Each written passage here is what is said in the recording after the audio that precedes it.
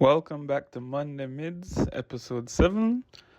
What we do here is explained by the visual on the screen right now, so please quickly pause and give it a read if you're new here. Please like, comment, share, and subscribe. I would greatly appreciate it. Now, getting straight into the video. Today we pulled F, and it was a situation where of the anime I've watched, there were more bangers than mids in the F category. So it was actually harder to pick the 3 bangers that I'm going to quickly just showcase for you to pick up if you're looking for bangers and not mids, before we get straight into today's featured mid series. Now, the first banger I'm going to leave you with to check out on your own time is Fate Zero. I cannot stress this enough. I specifically mean Fate Zero. This series has a lot of different entries under different titles, so if you hop online, you're likely to find a list of them. I am specifically talking about Fate Zero. If you don't see Saber, Emiya, Gilgamesh, and Rin, you are not watching the series that I am currently describing. This is a series about Emiya, who is hired by a rich family, and they basically offer up marriage to their daughter as a binding contract for him to take place in the 4th Holy Grail War. He finds himself in the center of a cutthroat game of survival, facing off against 6 other participants, each armed with an ancient familiar. His familiar, as mentioned, is Saber. These characters are actually pretty amazing, and the story itself is also great. Check it out. The next entry in the banger category is Fruits Basket, and whether you watch the original or the 2019 remake, they are both great. It follows the story of Toru, who is a high school girl who has always been fascinated with the Chinese zodiac and the animals. However, unfortunately for her, a family tragedy sees her end up homeless. She's forced to live in a tent, and her tent happens to be situated on the private property of an esteemed family that attends the same school as her. The family eventually discover that she is living on their land, and they opt to take her in because they don't want to see her homeless. One day, while trying to separate 2 of these family members as they are getting into a fight, she discovers the well-kept secret of this family. When they are hugged by someone of the opposite sex, they transform into one of the Chinese zodiac animals. Which, might I remind you, Toru is obsessed with this. It's a supernatural slice of life romance drama. Enjoy. Now, the final banger I'll leave you with is one of those that will ruin you emotionally and over again. You have been warned. It is called Fumetsu no Anata e, To Your Eternity. Basically, an orb known only as It is cast to Earth to be observed from afar. It's capable of changing forms and beings whose reflections it captures. It first becomes a rock, and then a moss, and then eventually it is able to become a wolf as one passes by close enough to it. When it takes the animal's form, it attains awareness of its consciousness and starts to wander with an unclear destination in mind. Soon it comes across the wolf's master, a young boy waiting for his tribe to return from a paradise abundant with fish and fruit in the south. Although the boy is lonely, he still hopes those whom he holds dear in his memories have not forgotten him and that he will reunite with them one day. The boy wants to explore new surroundings and decides to abandon his home with It to find the paradise using the traces his tribe left behind. However, with a heavily injured body and no sight of his elder comrades, the story basically follows what will become of the boy and what becomes of the story further along. Be careful, this story will ruin you. So, originally I was going to bring you a series called Freezing, But for my sanity and for everybody else involved sanity, I had to run the audible and change it to Fuuka. The fan service and etchy in freezing made it damn near impossible to film any clips. So we're doing Fuuka instead. Here it is. Now, I feel like I'd be doing you a disservice if I didn't warn you that Fuuka also has etchy elements in it and fan service, but it's nowhere near as egregious as freezing. So just because I change it to something less devious and dastardly, it doesn't mean we get to avoid this entirely when we're dealing with the genre known as anime. You have been forewarned. Fuuka is about a high school student named Yu. He's shy and introverted and spends most of his time on social media. One day he accidentally runs into an energetic and eccentric girl named Fuuka. Literally. Their chance meeting gradually pulls him out of his isolated lifestyle and into the world of music. As their friendship grows, they form a band with several classmates and begin pursuing their dreams of performing professionally. While it starts as a high school romance, it slowly becomes a story about music, ambition, love, loss, and moving forward after tragedy. Now, on the surface, it's a high school romance, it's a music anime, and it has a love triangle going on. But its strongest themes are much deeper than that.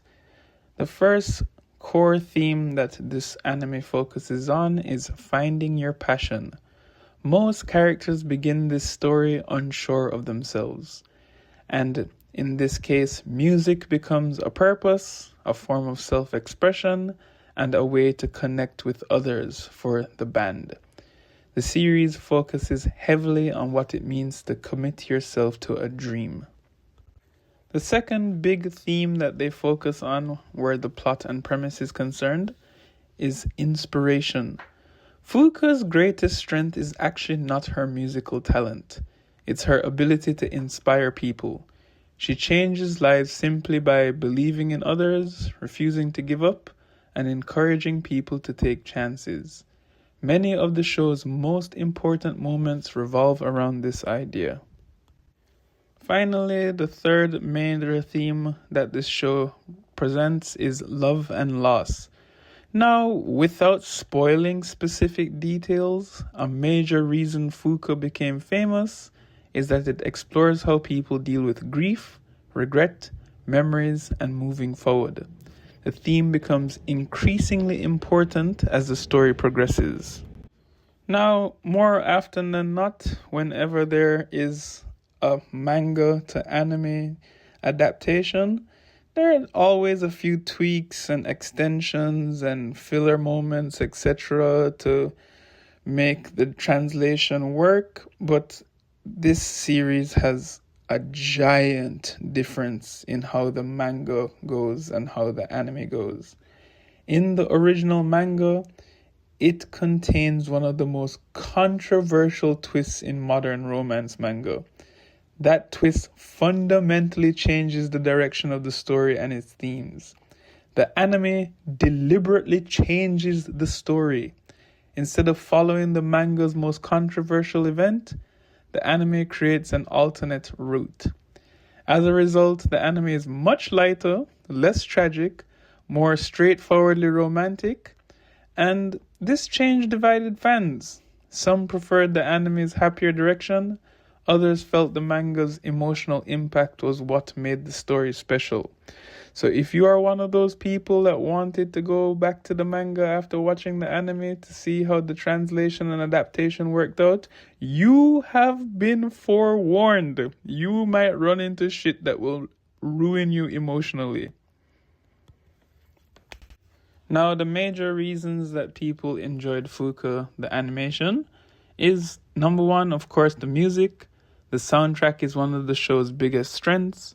Many viewers enjoyed the original songs, the concert scenes, and the band performances. They also enjoyed the character chemistry. The relationships between Yu, Fuuka, and Koyuki create engaging emotional drama throughout the series. Finally, people really enjoyed the emotional moments. Even in its altered anime form, the series contains strong character growth, heartfelt performances, and emotional relationship developments. On the other side of the coin, people disliked Fuuka because of the love triangle drama. Not everyone enjoyed the romantic indecision, the jealousy, or the relationship misunderstandings. And of course, as mentioned earlier, the anime adaptation changes. Many manga readers were disappointed that the anime avoided the story's most famous plot development. Finally, there were some complaints about uneven pacing.